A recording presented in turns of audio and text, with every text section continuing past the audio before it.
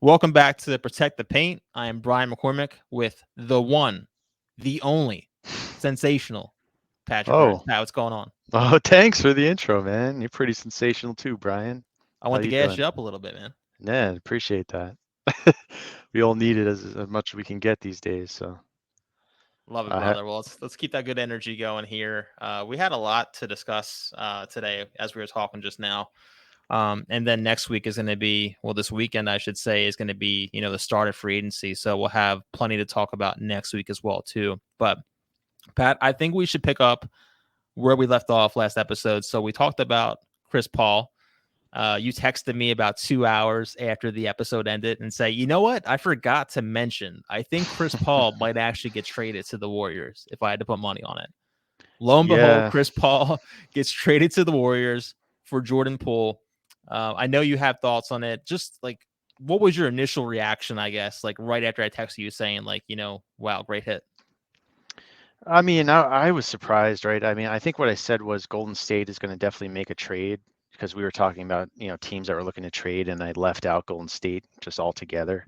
I know specifically it was going to be Chris Paul, so I was surprised by that it was Chris Paul. I thought it might be a different player, but solely for the fact that I don't think a lot of teams see Chris Paul as fitting in on their team, for a multitude of reasons, like not only just basketball playing, but just the dynamic of leadership on the team. Um, so it was surprising to see them to grab Chris Paul, I would say. Yeah, looking at these details, it was Chris Paul going to Golden State. Washington receives Jordan Poole, a 2030 first round pick. Finally, they get a first round pick, and they get a 2027 second round pick. I was just shocked in the beginning. So as soon as I saw the notification, I was making sure it wasn't a fake account. You have all these fake accounts going around right now, fake woes, fake champs. Um, so I'm like, okay, like this is real. Wow. I had to digest it for a little bit. And I love this trade for Washington. So not only do they Mm. get that first round pick, but they trade away a guy that pretty much was going to be waived or stretched, right? So you get back. I know Jordan Poole had a down year, but you get a young, talented guy who can turn into an all-star possibly. I understand defensively, his deficiencies there, but to swing Chris Paul, I never would have thought Chris Paul would net you a first round pick, a second round pick, and Jordan Poole in any sort of lifetime. Yeah, it's interesting, right? I mean, to me, that was the more surprising part of the trade. Like Chris Paul was surprising that he was moving so quickly, but then also the fact that Golden State traded Jordan Poole. They just he was their future, right? They just signed him and Wiggins, who are the younger players on the team, to giant contracts, right? All like Steph, Clay, Draymond are all older now, right? They're probably all 34 and up, and they were started rebuilding for the future, right? At the same time, as even though they were still winning, they had a good plan. Like their GM Bob Myers, right? Um, Coincidentally, the guy who his first year drafted Draymond, right? And then he was the GM that brought KD in. He he re-signed Clay and Steph, right? And he's been known as like a player-friendly GM, right? I don't know if you remember him crying, when Kevin Durant got hurt, right? He was like the famous clip of him crying over it. Um, I just think it's funny that as soon as he leaves, right, or his contract ran out, but he chose not to re-sign with Golden State, right? Which to me is weird, right? Because is he just not thinking they're going to win anymore, or is he leaving a winning situation? Uh, Right. and to see Jordan Poole, one of the players that he signed to this huge contract just a year or two ago, to see him traded makes sense now. This new GM, maybe he left because he knew those hard decisions were coming, right? With Draymond also being a free agent, um, asking for a ton of money. Maybe he knew he would have to cut off a few of these players he's friends with, and he got out of there, right? Um, Jordan Poole's now he's gone. Uh, I agree with you on the Washington side of it. He is a young player. Like 2 years ago, he looked like the next coming of, and I think he's going to return to that honestly in Washington. I think he is. He's going to get, you know, all the looks. Like Steph took a lot of his looks away, and Clay coming back too. But he's a great player, like you said. Um, Golden State's going to probably try to sign Draymond now. Um, since I think you'll probably get into this, so I'll let you talk for a little bit. But um, yeah, let me hear your thoughts on that. And I guess I do want to talk about the Draymond Jordan Poole dynamic as well. Yeah, we can definitely get into that. And I figured, you can't ignore that part of it. I mean, it's a great trade if you're looking at it from Jordan Poole's perspective, too, because he just needs a fresh, change of scenery, in my opinion. We can get into it soon, but obviously that Draymond punch incident was never going away, no matter what press release any player or personnel or coach released, right? So I'm not shocked that Poole was inevitably traded. The most shocking thing to me is they traded Poole at arguably his lowest stock, right? And that's what I don't understand. So, like, why wouldn't you keep Jordan Poole at least until the trade deadline, get him some more opportunities? He didn't perform well in the playoffs last year, but maybe he goes back to that, fringe all-star status, scoring 21 a game, assisting on 6, per game, whatever that was, right? But instead you trade him at his lowest stock and you essentially just get back a 38-year-old point guard. Now, I know it's Chris Paul. I know he's a Hall of Famer, but he's not 30 years old, right? So that's what, again, I keep going back to it, but Chris Paul was going to be waived. Like, I don't understand how you give up Jordan Poole and a first round pick in 2030, which, by the way, Steph Curry, Klay Thompson, Draymond, they're not going to be there in 2030, just for anyone out there who's curious, right? So that could be a valuable pick going forward. So I know it just, spun you in circles there, but yeah, I'm just shocked that they traded Jordan Poole at this part of the offseason and regular season, at least, too. Yeah, I think it had everything to do with Draymond and Jordan getting into it at the beginning of last season, right? You know, Jordan Poole said some stuff to Draymond that was unforgivable, basically. And they publicly settled it, but they can't stand each other. With Draymond being a free agent, I think the team made a decision to keep trying to win right now and not worry about building for the future anymore, right? Um, they knew in order to re-sign Draymond, after probably seeing Draymond hanging out with LeBron every day on social media, they're best friends. Uh, I'm sure LeBron's trying to recruit Draymond to Los Angeles, which would make a lot of sense. Um, Once they saw that, I think they're like, oh crap, you know, we need Draymond if we're going to win a championship next year. That's what they're probably thinking is winning next year. I think they have a real chance to, right? So it was more about, I think it was more about getting rid of Jordan Poole for the Warriors than getting Chris Paul. Yeah, absolutely. And to be fair, like Draymond was their only capable defender on the entire team last year. I know Andrew Wiggins was out for the majority of the season.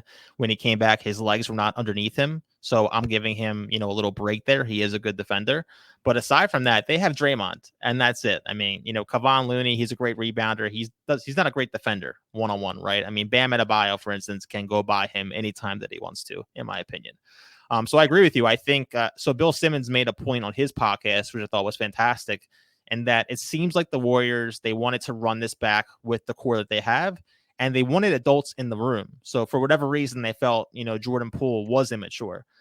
I can't speak to his personality per se. I'm not in the locker room every day there, but we've seen a couple of possessions, crucial possessions in the playoffs last year, where Jordan Poole crosses half court and he's just shooting 30 footers just to shoot them, right? Instead of working the ball. And I think that kind of, irked not only Draymond, but Steph and Clay as well, too. And Steph was really upset with one of their last final clutch shots where Jordan Poole just chucks up a 27 footer instead of working the ball around with time on the clock left. So Yeah, no, all reports are that he's a cocky SOB. Yeah, yeah, he's like so he's very full of himself. That's what I've heard. Yeah, I think so Washington's a great fit because he's going to have that green light 24/7. And look, he has talent. I'm not trying to talk down about him, but on a championship caliber team, despite them winning with him, 2 years ago, I don't know if yeah. he was the right fit going forward. If you're trying to run it back with all those guys, I mean, I think you have to keep running Steph until he can't run anymore. At least for the next 2 years, he looks like he's poised for that. Um, But again, if you told me that Washington was going to get more first round picks for a 38-year-old Chris Paul opposed to Kristaps and Beal combined, I would have called you a liar. Yeah, I just think it was more the situations, right? I mean, the teams that they traded the other players to don't have a lot valuable firsts. They probably didn't even want them to a certain extent. Like I said, I think it was more about Golden State getting rid of Jordan Poole. So they Washington might know what they're doing after all. Who knows? I was really hard on them But last podcast episode, so I I felt mean, so bad rightly when I saw so. this trade. I was like, okay, wow, this is a good trade. This is what you expect, right? It's a really good Um, trade. I mean, he's still 23, right? He's a really young I player. He think could if get that even right, better. Yeah, he's yeah, you got him. yeah, I mean, he's making what, like 30 million a year, but that's probably going to be somewhat cheap. friendly in two Yep. years, right? Like in 2 years, his caliber, you might be paying him 40, 45 with the way that the cap keeps going up too. But back to CP3 really quick. How do you think he fits with Golden State? Because my thoughts initially, great passer, which anyone can tell you that watches basketball, right? He can run the offense. I think it's great that he can alleviate the ball usage of Steph too. Steph can play off the ball more. But what I don't understand out of all this is CP3 has typically throughout his career slowed the game down. Yeah. And that's not the Golden State Warriors brand of basketball. Yeah. No, I don't know. It's funny because you see him talking about how he's excited to play with Steph and everything, and he's talking to the players. But I feel like he might get traded again, believe it or not. Right? I think they're waiting to see what happens with Draymond. Right? If Draymond doesn't re-sign with them, then maybe they keep Chris Paul because then he could fill in that leadership role.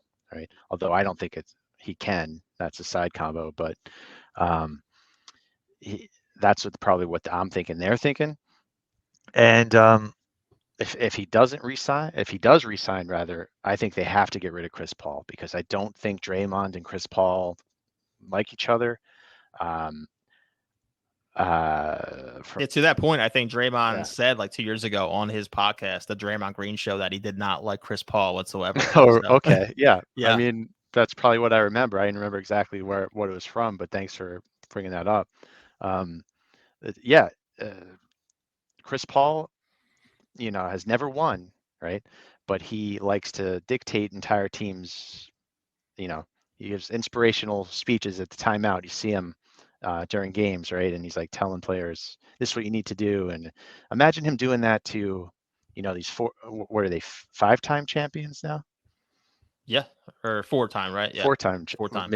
Yeah, maybe I'm foreshadowing for next year, but four-time champions. Chris Paul's going to come in and hasn't won crap his whole career and start telling them what to do. I don't think so.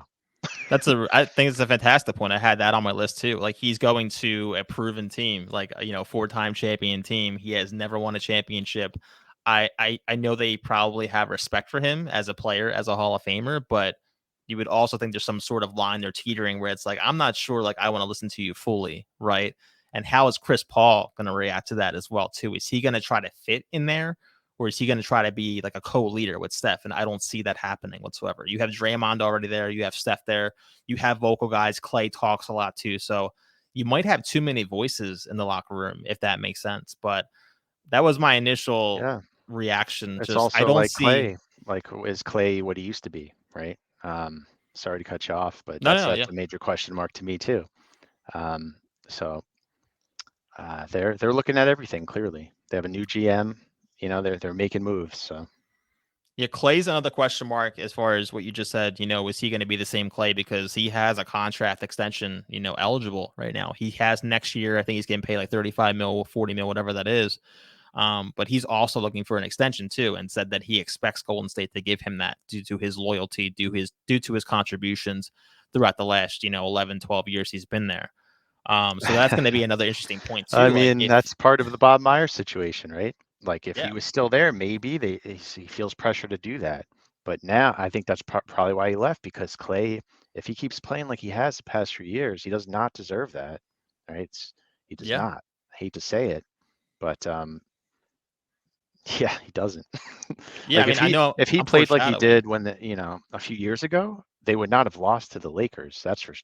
Right. damn sure, right? They would not have gone 7 games with the Kings, right? Um, so they needed to do something to get better, and that's what I think they're working. I don't think they're done yet, but that clearly they're working on it. Yeah, I'm just wondering, like, in relation to Clay, if Chris Paul doesn't fit there whatsoever and they start out slow again and it's November to December, January, like, do they look to move Clay midseason too? Like, that's a question mark in my mind. If this experiment doesn't work out, do they just say, hey, Chris, hey, Clay, we need someone else, to fill these shoes? But yeah, I just don't see CP3 running and cutting every possession like Steph does. And that's where I think they could really, be liable. So you have Steph, you have Clay, you have Wiggins who can shoot as well. Like you have a plethora of shooters on that team, but Chris Paul is basically going to be standing at the 3-point line, and he's going to have as many open threes in his career, as many open opportunities as he's ever had on this team if they start him in that lineup or play him within those guys.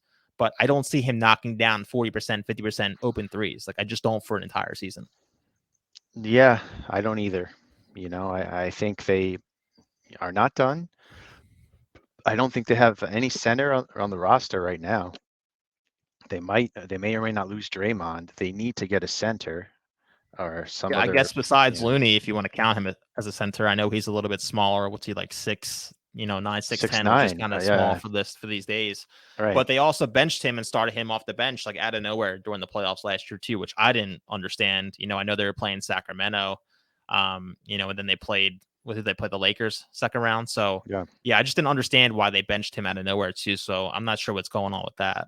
But if you want to pivot to the more exciting trade, as you would have it, I say that sarcastically.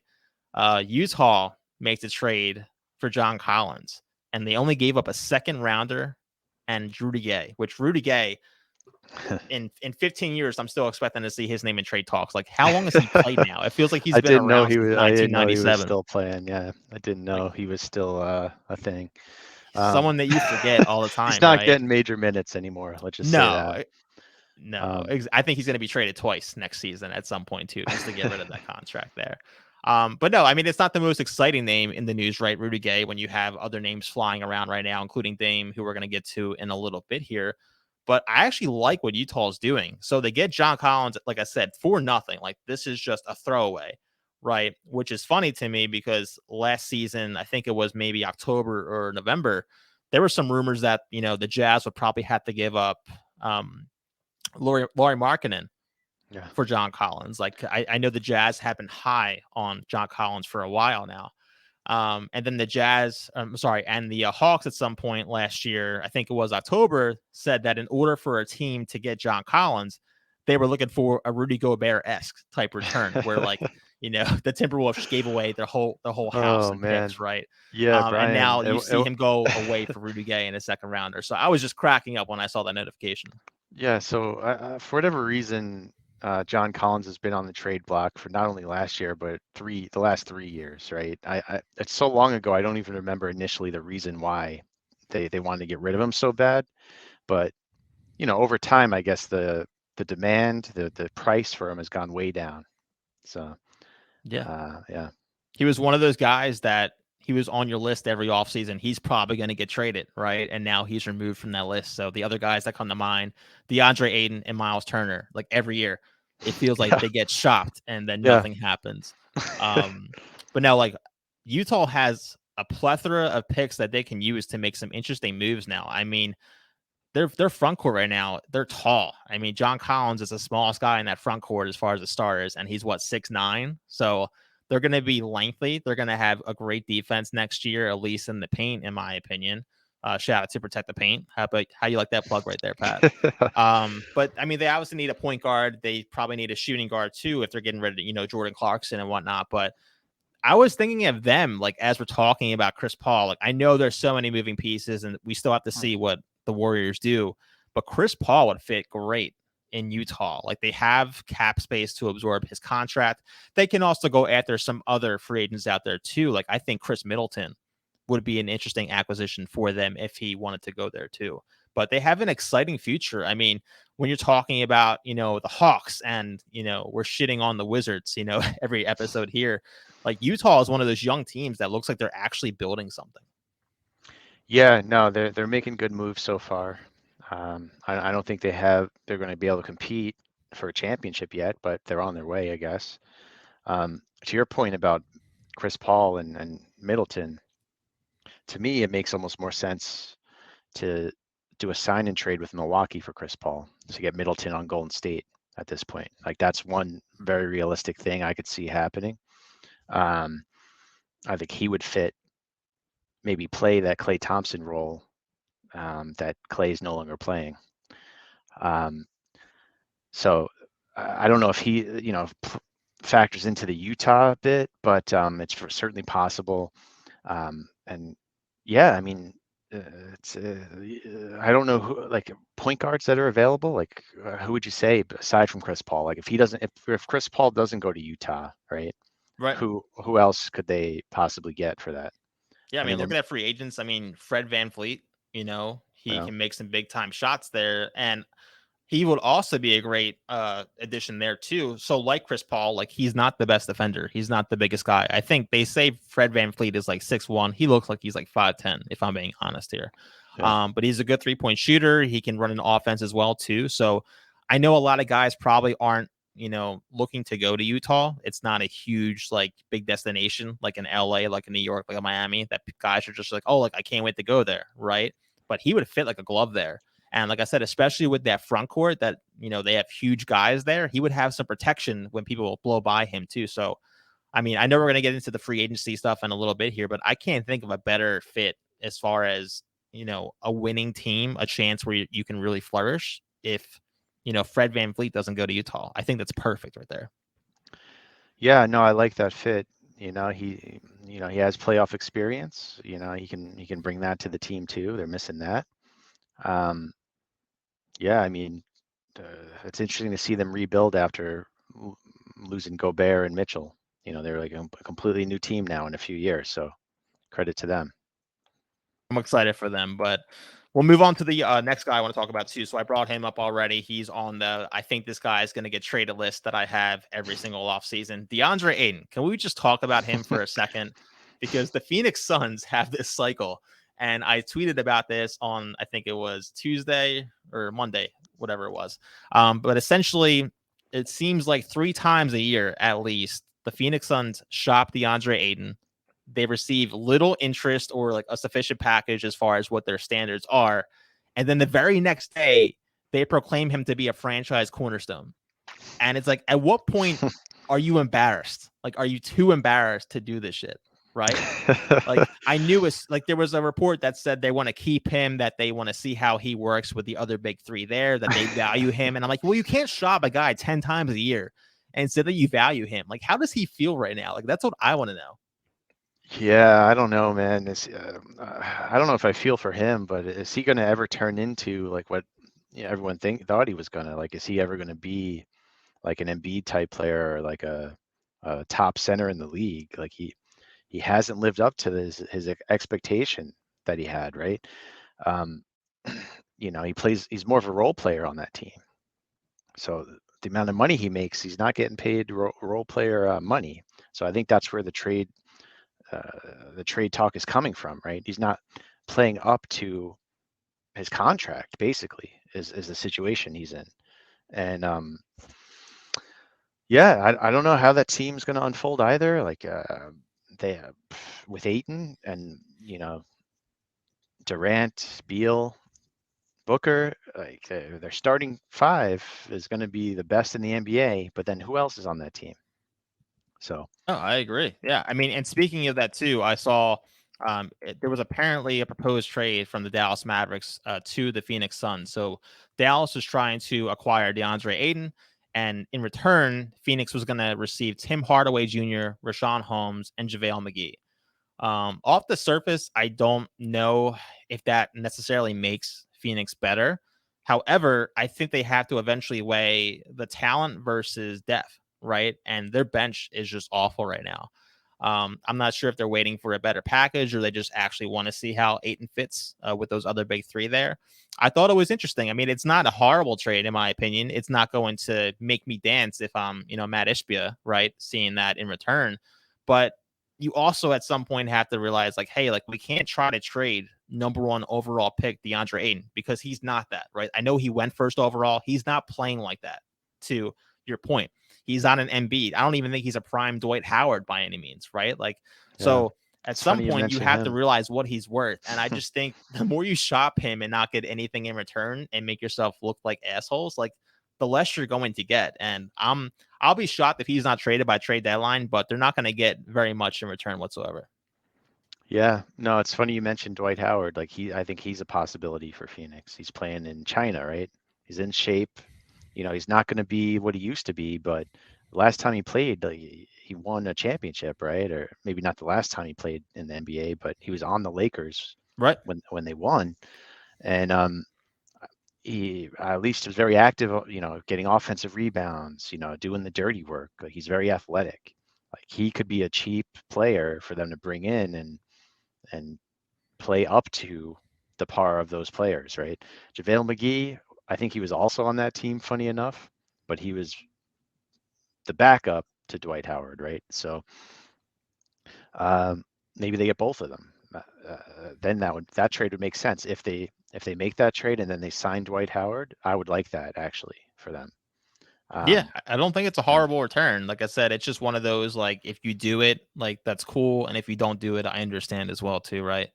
Um, but yeah, I'm interested to see what happens here. I would not be shocked if he's traded during free agency because they don't want him. The only reason they paid him was because the Pacers wanted to pay him more, and no one else wanted to do a sign and trade for DeAndre Ayton. So yeah. I just keep laughing. It's like the Dame rumors at this point. You just see like Dame and DeAndre to me, the two Ds. I'm just like, whatever at this point. Just let me know when something actually happens. But I can't see them keeping him.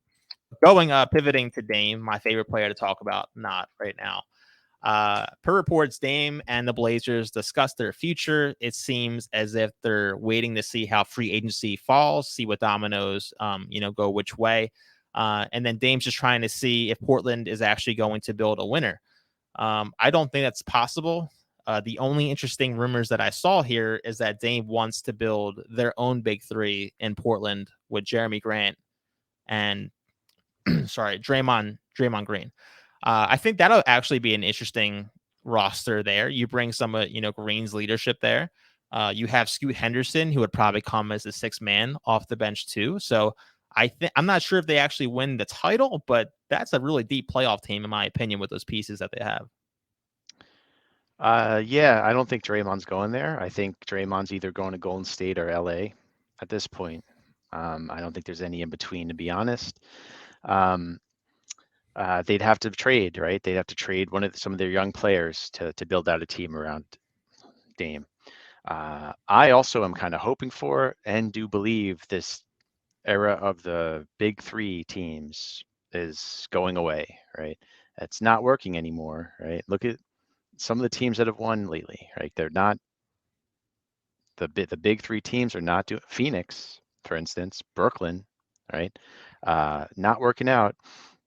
But teams like Denver now look unstoppable. Everyone's talking about them winning, 6 championships over 10 years now, at least, right? So it's like uh, they're a well-rounded team. They're a deep team. They're a mix of young players and experienced players. That, to me, is a better recipe for winning a championship. So if I'm him, I don't want to be in a situation of a big three of aging superstars that don't like each other, and uh, I'd rather be on a well-built team, like in a good organization. I think that's important too, right?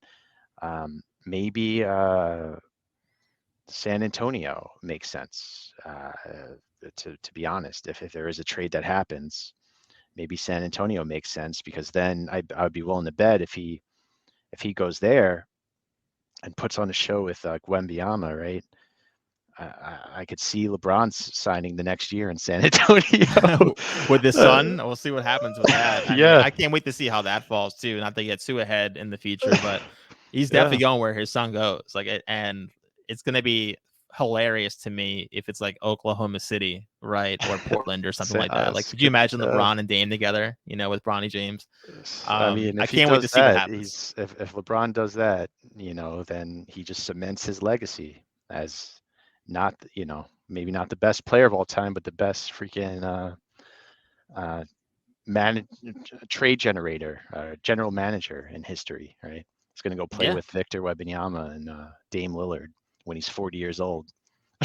Yeah, the only thing about Dame going to San Antonio, I agree with you. Great organization. You're without a doubt playing for the best coach in the NBA, unless you want to include Spoelstra now too. But you probably have to give Wemby like 2 years at least to get to that elite level. Not saying that he's not going to play well. He's going to win Rookie of the Year unless something unforeseen happens here. But you're probably not going to win a championship out of the gate next year. No, probably not. So I guess that's But the only thing that Dame has to weigh, right? But to your point, I mean, I don't think that's the worst move ever, like either, right? Because like, can we just talk it's about? better than Portland. The situation is in now, at least, right? So Yeah, I mean, can we talk about Jeremy Grant? Like him being yeah, included in a sorry. big three. I mean, he's projected to make 5 year, like a 5 year, $150 million contract, and I just can't like that. Just makes me shiver. I'm just like, ugh, like it's ugly, right? Yeah, I mean, Jeremy Grant is not a big three player. No, if we're talking conventional big three formats, that's a stretch, right? So, um, do you think he'll? I don't think he'll get that. That'd be out of control. Yeah, I don't understand what's going to happen with that. I mean, if Dame says if you don't resign Jeremy, I'm going to walk. Like, what happens with that? Sam Amick reports that Dame prefers to go to Miami if he is traded. What are your thoughts on Dame going there? Yeah, I mean, that's probably a more win now or win immediately situation if somehow they can figure out a trade to get him to Miami. But to me, that's probably where he wants to go, right? But I don't see what kind of trade they could make that Portland would want to do. So Yeah, I guess you're gonna have to see like if Portland wants to stay loyal to him. If he does went out saying, "Hey, you gave us all these years, you didn't jump ship until now. We'll take back, Kyle Lowry and other pieces, expiring stuff, and some picks, right? Maybe 2028, 2029, whatever." I think Portland will do right by him. I don't think Portland's going to necessarily go after the best deal out there. But yeah, I think ultimately Portland's not going to have enough unless they did sign Draymond out of the blue. I don't see that happening. I think Dame's going to end up in South Beach too, play with Jimmy and play with Bam. The only other team that makes sense to me as far as where Dame could go is Brooklyn. But then Brooklyn's, giving up Dinwiddie, expiring contract. That's not a huge loss, but also probably Nick Claxton, right? If not any other young players. And I don't know if Dame on that roster without Claxton there to protect the paint is going to win a championship either. Like I love Mikal Bridges, but I'm not sure if Brooklyn's going to be the best fit for Dame. yeah, I don't think Portland makes that trade. Like I don't think they're looking to get rid of him for nothing, right? I Yeah, think they absolutely. want a top player back. Like they probably want Bridges for him, right? I don't think they're going to accept any trade unless they're getting a replacement for Dame's points and scoring ability. So Yeah, and I think that's ultimately going to be an issue for Portland is their return because it's hard to fit Dame's contract in any salary cap right now, right? And that's why you're looking at teams like Brooklyn, like Miami, like they're probably one of like the only 3 or 4 teams in the league that can fit his contract easily without involving 4, 5, 6 teams in the trade. So I think Portland's not going to get as much back as we might think, as much as we value Dame, just because of that fact. Like you have to yeah. fit in 55, 60 million at some point on the books in the next year or two. It's only 2 years left on his contract, so it's not awful. But yeah, I don't see him just being able to fluidly go wherever he wants either. So I think Miami will be a great fit. I would like to see him there, but again, the Dame saga, it's going on and on and on right now, and you're just waiting for someone to crack. But I don't see, similar to Utah as well, I don't see a plethora of free agents wanting to go to Portland either. No, I think that it's looking more like they might trade to build around Dame, and they're going to be trading maybe even Scoot Henderson, who they just drafted to do it, right? Um, that's more likely than Dame getting traded at this point, I think. And speaking of, I saw a tweet. There was a report that the Blazers reportedly tried to trade Scoot Henderson for Paul George.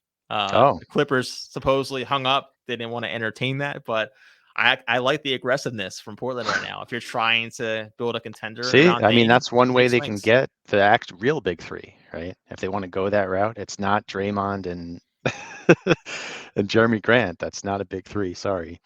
Paul George, you could consider him part of it. Yeah. So, I mean, that's the path to doing that. Free agency wise, they're not out there. So, Yeah, the only if I'm Portland, if I'm the owner, the only hesitancy that I have as far as making a trade like that, like if you trade Scoot for Paul George in this instance, right? Paul George gets hurt. They have another horrible year. This Dame just out of nowhere say, I'm out. I have 1 year left. I'm getting older. I don't want to try to run this back again. And that's where I think Portland's going to be like, oh, like, I'm not sure if I actually want to get rid of Scoot. yeah, pressure's going to be on if they start the season without doing anything. Pressure is certainly going to be on, especially if Wembanyama starts playing really well in San Antonio. I can't wait for that debut, by the way. Like, not to cut you off, but like I'm already putting that on my calendar. Just let me know, right? That's gonna be pure theater. I just feel like all these aging superstars that haven't won a championship, right? They're all, if he starts living up to the hype, they're all going to be looking to try to play with him. No, I totally agree. So I know I said that Dame would have to give them, a year in San Antonio to kind of help, Wemby grow before they are a title contender. But next summer, like San Antonio is going to be the destination as Yeah. far as I'm concerned. Because not only do they have Wemby, who looks like a generational talent, but they have a ton of cap space as well.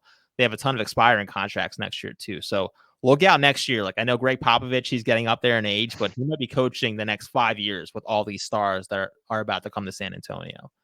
But yeah, speaking of free, you gonna say something, Pat? Sorry. No, great points. Yeah, go ahead. Let's get into free agency because that is starting this weekend, and I'm really excited for it.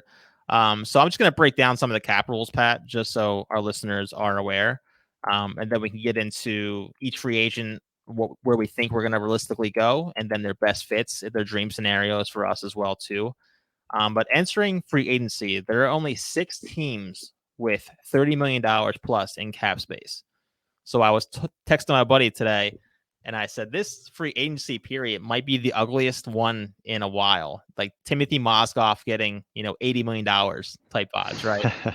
Whatever that was. I think it might have been even more like 90. Um, so you have the Rockets; they have $60 million available. The Spurs, who we just talked about, 39 million. Kings 36, Pacers 32, Pistons 30, and Jazz 30 as well.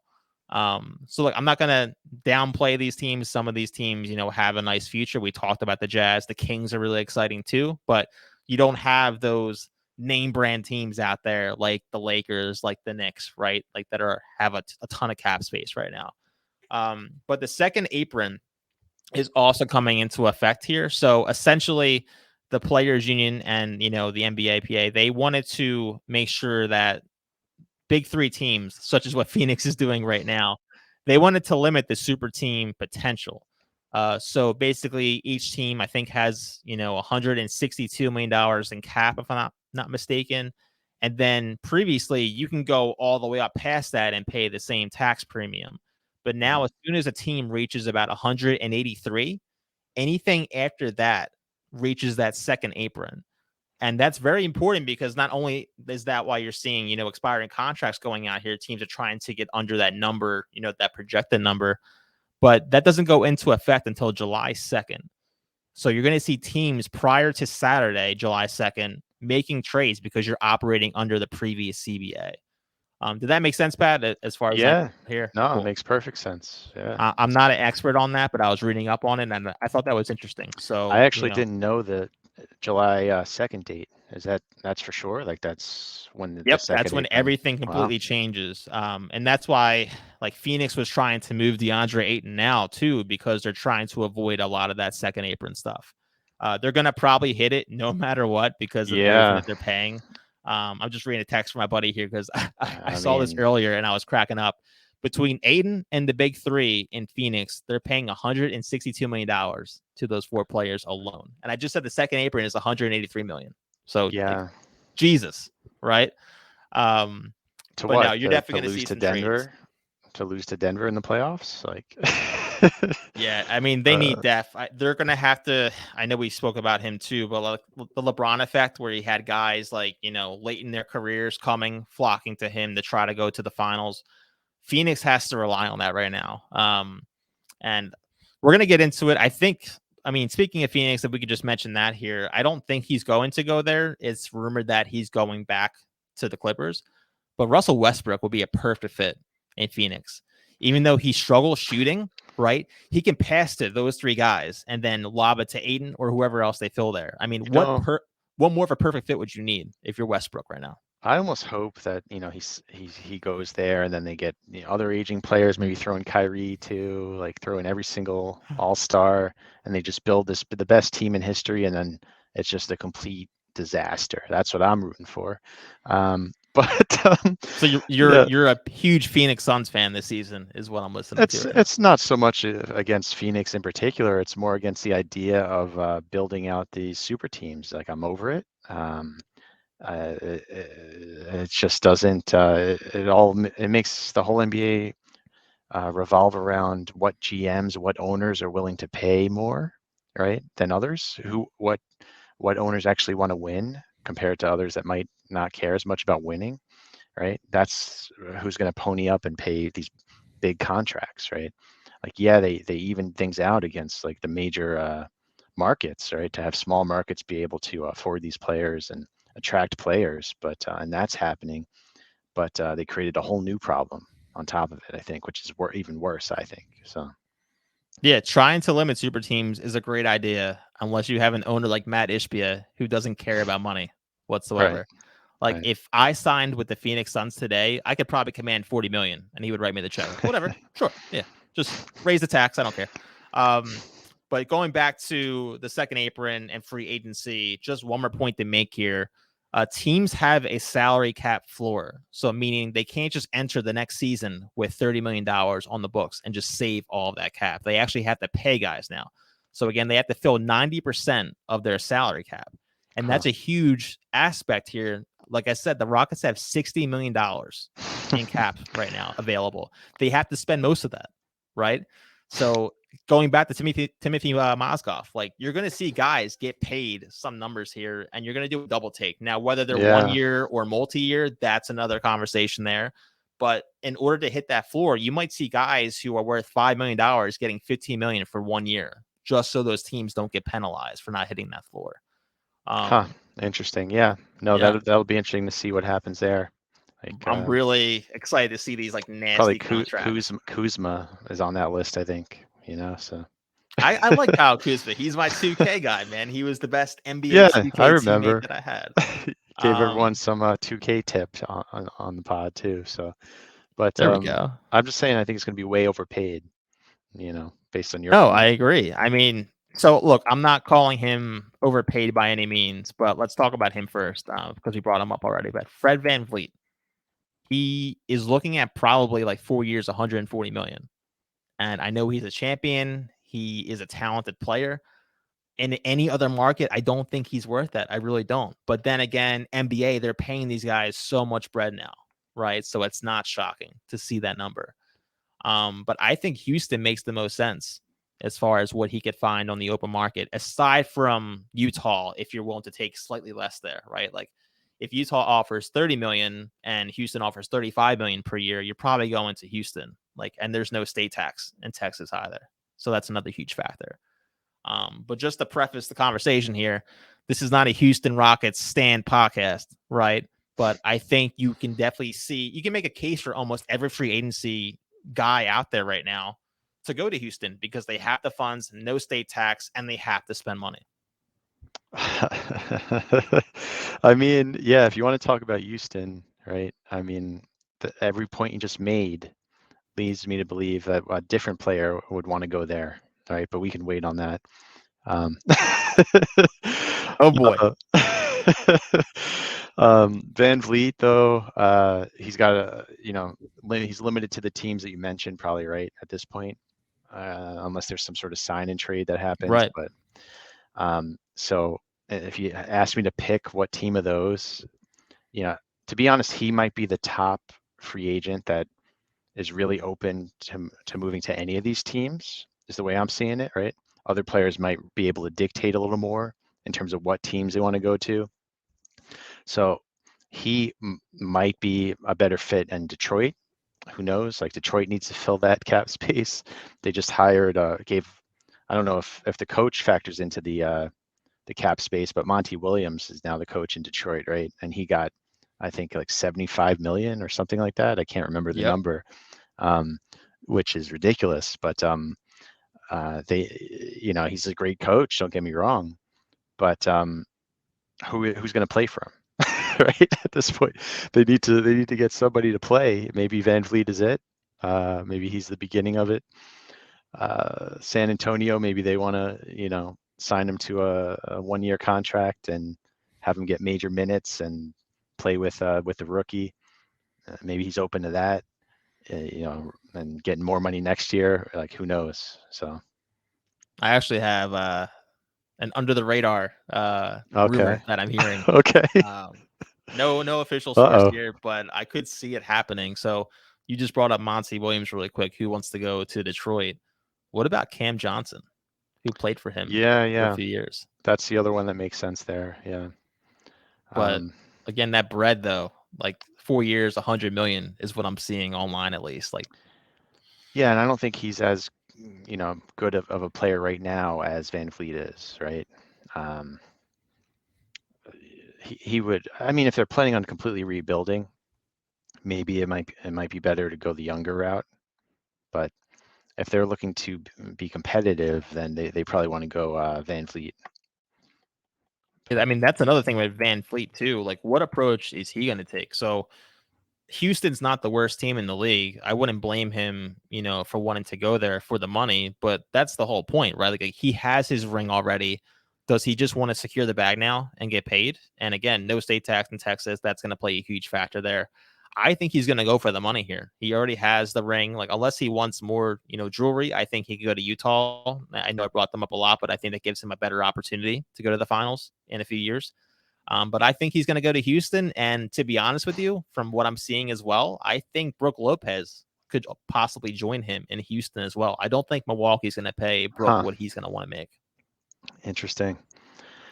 No, I don't know where Brook Lopez is going to end up to. I have no idea.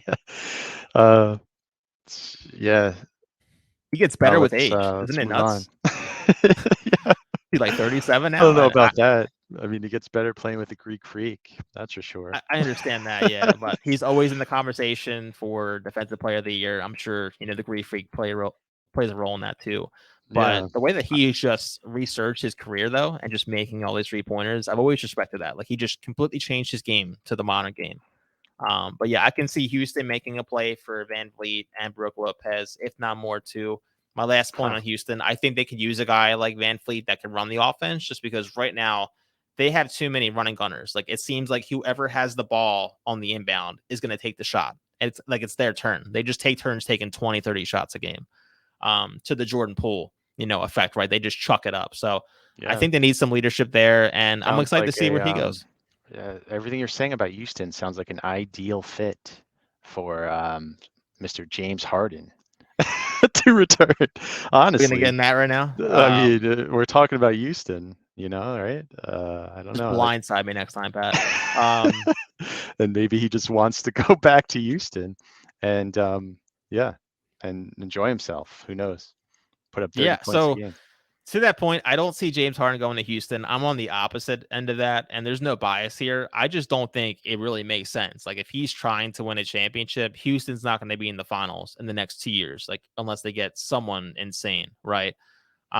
So if you're trying to win, doesn't make sense to me. I think he had some reports go out there that he was going to the Rockets, that he was going to make the return only to have some more leverage over the Sixers. And it's going to be telling to see what he does with his player option too, because he's owed, I think, $36 million. If he turns that down, is he going to get 30 million each year Oh, from he the hasn't Rockets? he hasn't officially done that yet? Not officially, to my knowledge. I could be Oh, completely wrong in okay. that. I think he has until Thursday, if I'm not mistaken. Again, could Okay. be completely wrong there. But if he turns down $36 million, like he must be confident that the Sixers are going to give him like 30 million a year for like 2 or 3 years. But I don't see Houston spending money on him like that. I really don't. Unless it was like a 2-year contract, I don't think it's one of those things where he goes back to Houston on 4 years, 100+ million. Like I really don't think it's going to happen there. If he goes there, like fine by me. Like the offense is great. He runs the offense very well. He can one of the best passers in the league too. But I'm not gonna really miss him if he goes to Houston. The worst part of it is with the way that Morey spent with the cap, last year and how they acquired James and they used the player exceptions. Is that if Harden walks, the Sixers only save $8 million. So it's Hmm. not the biggest savings of all time either. That's my thing. If the Sixers were able to sign 3 other players instead of Harden using the 36 million that he's leaving on the table, I would say fine, like sign me up. But it's not the case. The Sixers are kind of handcuffed here. Yeah. I mean, you probably believe in the Sixers, right? Do you think they have a real chance of winning in the next 2 years? I mean, I think they're definitely closer than most teams in the league. They have to get faster, though. We said that on, I think, the first pod that we did together. So if you're doubling down on being slow, like James Harden slows the pace even more than Chris Paul, which is saying something there. They have to get more pieces, and Well, it's let me not say going to this happen. with James Harden in the I next think they years. can win with James Harden, but they have to get rid of Tobias Harris. Like all jokes Okay. aside, like you need to allocate Tobias's $40 million across 2 or 3 effective players to have a shot. And I don't see that happening until they do so. Yeah. I mean, Embiid, he's a great player, right? Can he handle it all? Can he carry the team to winning with Harden? Maybe, right? Harden, like they could have beat Boston, right? They blew that game.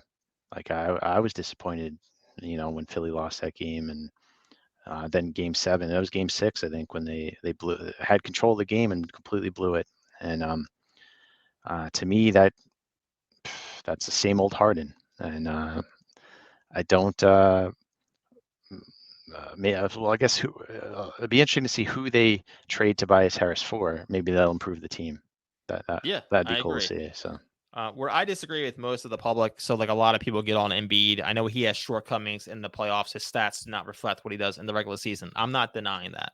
But I sent this question to my Sixers fans, my buddies, and I said, okay, like if Embiid gets doubled, they have maybe one guy on their team that can shoot or dribble by someone on any possession, right? Who is it? that's not James Harden, right? It's Tyrese Maxey, yeah, right? That's it. yeah, On the he, entire team. Like I'm not saying the starting lineup. I'm saying on the entire team. right. No, And I that hear is you. that Yeah, is the main issue with the Sixers, in my opinion, is that if Embiid gets doubled and Maxey's not on the floor, yeah, all the defense has to do is close out yeah. because no one's blowing by them. And then when the Sixers offensive player doesn't blow by them, they reset the offense back to Embiid, doubled again. And it's not going to change unless they become a faster team. Man, is this still like part of the process, or is that over at this point? Like, are we still I trusting the process? I think the process, the main purpose of the process was to make them into a championship contender. I know a second round exit every year, it does not necessarily fit that definition, but if we're getting into the process, I still fully support what they did. And some people will laugh at me for that, but I'll never change my position on that. And I say that just because the Sixers openly said we don't want to compete in order to have a shot to go deep into the playoffs. It Yeah, hasn't happened, but I admire that more than what teams used to do, at least, 2015 to 2018, whatever it is, where you signed an old power forward and you get the A seed. Like what the Chicago Bulls are doing right now. Like you're yeah, probably going to resign Vucevic. Why? Why? You're not going anywhere with this roster. So instead of trying to say that you're competing and then signing these old guys that you're not going to take you anywhere, I'd rather be in the process where like the owner's honest saying, hey, like put up with this for 3 years and we'll be okay. So that's my stance on it. yeah. No, it's going to be interesting to see how they change the team. They definitely need more shooters. I think they need more big men to bang around in the paint when Embiid is out, and maybe they can do that. Yeah, I'm excited to see what they do. Like I said, I think Tobias Harris does get traded at some point. I don't know if it's going to be next week or the week after, or even in the season, but we'll see what happens with that. But we'll move on because I'll get really passionate about that conversation, as we know. But yeah, I mean, Harden, I would not be shocked if he does choose Houston, but I would not understand why he would in that scenario Just for unless he the just reasons I gave, right? It would be personal reasons. Yeah. yeah, It wouldn't exactly. be Like it you're wouldn't just be playing basketball basketball. related. It would be him Exactly. saying, I'm just going to enjoy the rest of my career. I'm going to shoot 40 times a game, average 30, pad my stats, maybe make the 8 seed like you said. Um, and yeah, just live it up in his old hometown, right, of Houston, Texas. So Wouldn't blame him either. So let's bring up the next guy, Chris Middleton. So we brought him up, I think, on the past few podcasts because he is a big name. He, was not healthy last year. He looked like a shell of himself last year at certain parts of the season there. But big time player, I think, yeah. when he is healthy and if he can get healthy again. My gut tells me that he resigns with Milwaukee. I don't think you decline your player option of $40 million unless you know you're getting some guaranteed money, a At bigger least an contract offer from from them. them. Yeah. Unless the agent trusts some team out there, like we brought them up many times, but like say Houston says, "Hey, we're gonna give Chris, 3 years, $100 million." If he declines that, like, do you trust that as his agent? I don't know. So I'm no expert. I can't read between every single line here, but from what I'm seeing, it sounds and it smells like he's gonna re-sign with the Bucks. Yeah, it could be that, or it could be a sign and trade situation. Um, so I think you're right. He's going to sign one way or the other, but he could, be part of a trade if Milwaukee wants to change it up. Because, like you said, he has not meshed well with Drew Holiday. I think is when he really started going down is when Drew joined the team. So maybe it's just he's not meshing well with him. Yeah, I mean, I think aside from their championship run with both of those guys, it just doesn't seem like they're all on the same page watching those games. So some Bucks fans might attack us for that, but I don't think their offense is as fluid as it could be with those two guys. It seems like sometimes either one of those guys tries to take over the game if Giannis is having a bad game, right? And it just doesn't work out like that sometimes. Yeah, Um, absolutely. my guy, Kyle Kuzma, my favorite NBA 2K player. Just really quick on him. I think the perfect fit would be the Sacramento Kings. I really do. I like that. Because they're I like that. probably going to get rid of Harrison Barnes. I don't see them resigning him. So you can have an upgrade with Kyle Kuzma. He's not the defender that Barnes is, but like offensively, he's light years better than what Harrison Barnes is right now. Barnes struggled to even score 10 points in a playoff game last postseason during some stretches there. So I think Kuzma would be a great fit. He can run. That offense is young. They're probably the fastest team in the league right now. Their offensive rating is also absurd too. So Kuzma would fit like a glove there. I really don't see a lot of other teams that will probably throw $30 million at him per year. Yeah, unless it's one of the team left hanging and he's still out there, right? And they need to spend their cap space, like you said. Yep. Maybe. Going back to you brought up the Nuggets already. They have a huge free agent potential loss here in Bruce Brown. So I'm eager to see where he goes. I think he's going to command about 15 to 20 million per year, depending on how desperate a team could be. And Yeah. Denver can only offer him, I think, $7.5 million a year on his Wow. next contract. So I don't see him going back to Denver unless he absolutely loves playing with Jokic and being in that city. Yeah, I mean, how did they find him, right? Like just that team. Like it looks like every player is perfectly fit. Like he was very responsible for them winning that championship. Um, I think they want to re-sign him, but I don't know if they're going to offer as much as one of these other teams that need to spend money is going to offer him, Right. right? So Yeah. Going to that point too, Pat, you don't know how they got Bruce Brown. He was actually quoted saying, if I'm not mistaken, he only had like 2 contract offers, I believe. His market yeah, was really cold last summer. So the yeah, of fact that they course, got him yeah, for what, $6 million, just what a gem that you found right there. And you're just wondering how 29 other teams didn't offer him more just to get him there. So still crazy yeah. to me. I mean, if you want to go back to the best coach conversation you mentioned for half a second, maybe it's the Denver coach. Yeah, it could be him or it could be the GM that saw it. It's a good point. But I'm curious to see if they repeat next year because they're going to have, despite Bruce Brown leaving, they'll have most of their players back too. And a lot of those guys are in their prime, which is the scary part. So I don't see anyone easily dethroning them next year. Quick point on your No, Warriors, because you see the Warriors going deep next year. They are plus 1,200 on FanDuel right now to win, by the way. So that's crazy value, I I think. think whenever they're done making whatever moves they plan to make, right, that's probably going to go down. That's what I'm Yeah, I thinking. think Yeah. if Draymond officially comes back, you'll probably see them at like +7, +800 easily. So Yeah. Yeah. just in case anyone out there, expects that, you can get on that early. Two more guys, man. So let's bring up your favorite player in the league, Kyrie Irving. I mean, that basketball wise, he might be. Shit. Yeah, it's going to be I quick with mean, him. So it goes without saying that the market is not heating up for him. Like there's not 29 other teams lining up to give him a max contract. Like that goes, that's obvious. yeah. There's no shock there. But all signs point to him going back to Dallas. He was actually reported to request to wear number 11 tomorrow. Or I'm sorry, he was reported to wear number 11 on his jersey next season for Dallas. So Tim Hardaway Jr. currently wears that number. Kyrie wants it. So I'm not sure why you would go through the holes of requesting a jersey number with a team if you don't plan on resigning. Yeah, I mean, I wouldn't want to commit to Dallas long term at this point, to be honest, right? I think they really have screwed up the past few years. Uh, the Luca, great player, right? But is he really capable of bringing them to compete every single year deep in the playoffs? Like I don't know that from him yet. Um, Maybe he signs a 1 year deal. I don't know, but they really messed up by not signing Brunson. Is what's sticking out in my mind, right?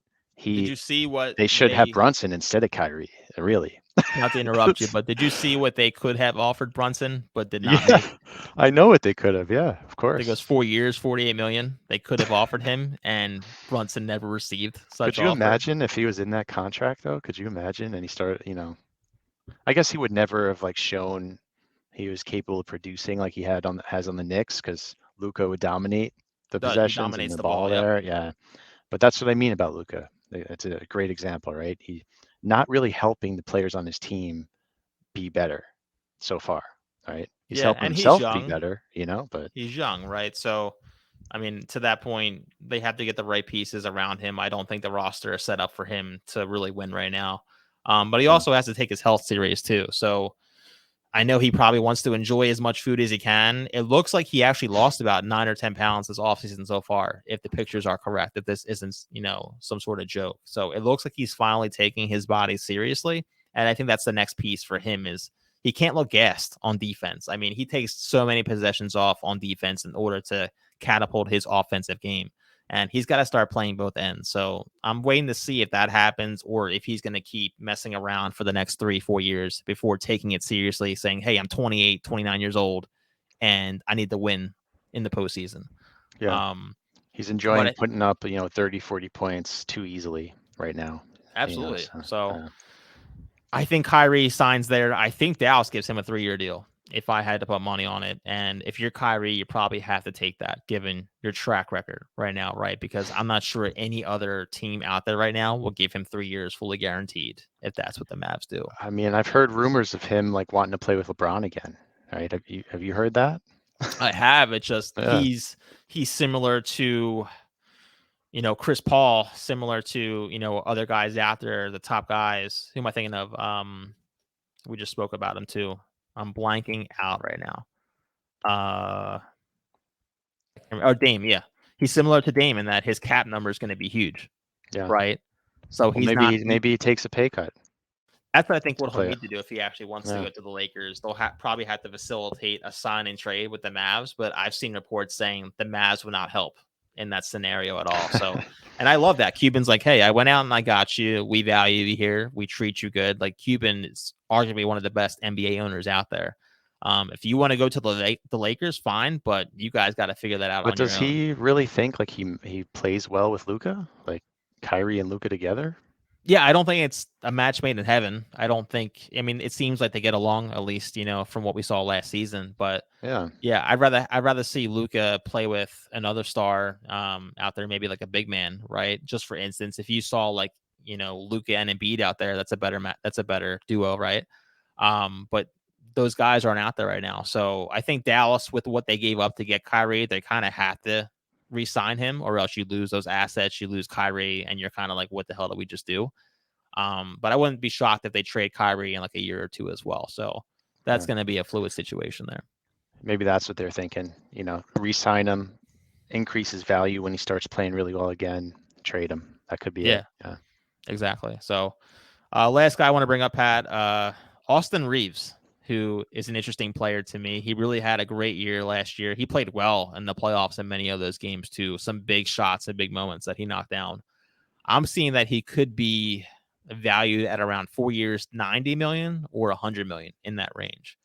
And by all means, by all accounts that I'm seeing, the Lakers are going to match that. So Utah is interesting to me because they have the funds to offer that to him if they want to bring him there. But I'm just wondering if like Sacramento is going to come in and kind of force the Lakers' hand and give Austin Reeves like 120 million and see if the Lakers match kind of thing, like similar to what the Pacers did with Ayton. And that's all that we have for today, guys. We're going to dig into free agency once that starts. Keep a lookout on Saturday because that's when we're going to see a lot of these last minute trades happen before that second apron goes into effect. But Pat, I appreciate you, brother. Thanks for hopping on here, and we'll see you guys next week. Yeah, looking forward to it. Thanks, everyone. All right, brother. See ya.